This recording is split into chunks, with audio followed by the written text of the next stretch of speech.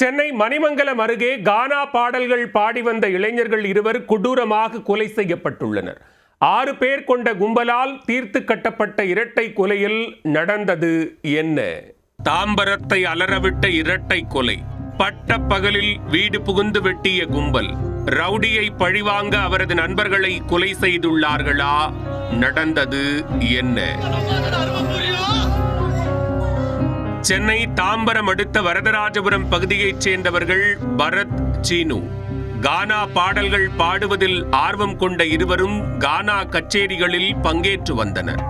சனிக்கிழமை படப்பை அருகே நடந்த இசை கச்சேரியில் கானா பாடல்களை பாடிவிட்டு இரவு மணிமங்கலம் அருகே உள்ள அம்மணம்பாக்கத்தில் நண்பர் மோகனின் வீட்டில் தங்கியுள்ளனர். மறுநாள் ஞாயிறு காலை 11 மணி அளவில் மோகன் வீட்டிற்கு இருசக்கர வாகனங்களில் ஹெல்மெட் அணிந்தவாறு வந்த 6 பேர் கொண்ட மர்ம கும்பல் வீடு புகுந்து வெறி செயலில் ஈடுபட்டுள்ளனர். பரத், சீனு ஆகிய இருவரையும் சரமாரியாக அரிவாளால் வெட்டி கொடூரமாக கொலை செய்துவிட்டு அங்கிருந்து தப்பிச் சென்றுள்ளனர். பட்ட பகலில் அரங்கேறிய இந்த இரட்டை கொலை சம்பவம் தாம்பரத்தில் பெரும் அதிர்ச்சியை ஏற்படுத்தியுள்ளது.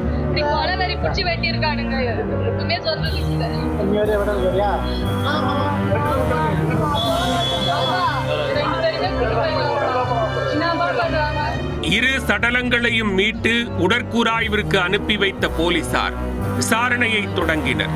கொலையாளிகள் யார், கொலைக்கான காரணம் என்ன என்பது உள்ளிட்ட பல்வேறு கோணங்களில் விசாரணையை தீவிரப்படுத்தியுள்ளனர். கொலையான இருவரும் உயிருக்கு உயிரான நண்பர்களாக பழகி வந்துள்ளனர்.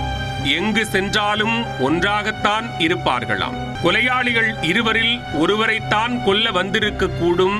அதில் மற்றொருவர் சம்பவத்தை தடுக்க முயன்றதால் அவரும் அங்கேயே உயிரிழந்திருக்க கூடும் என சந்தேகிக்கப்படுகிறது. கடந்த 3 வருடங்களுக்கு முன்பு எச்சூர் ஊராட்சி மன்ற தலைவரின் மகன் கொலை வழக்கில் முக்கிய குற்றவாளியான ஆறுமுகத்தை பிரபல ரவுடியான தீபக் என்பவர் வெட்டி கொலை செய்தார். அதில் ரவுடி தீபக்கின் நெருங்கிய நண்பர்தான் தற்போது கொலை செய்யப்பட்ட பரத். இதனால் தீபக்கை பழிவாங்க அவரது நண்பரான பரத்தையும் சீனுவையும் வெட்டி கொன்றார்களா என்ற சந்தேகமும் எழுந்துள்ளது. இருப்பினும் கொலையாளிகள் பிடிபட்ட பின்னரே இரட்டை கொலைக்கான திடுக்கிடும் பின்னணி குறித்து தெரிய வரும்.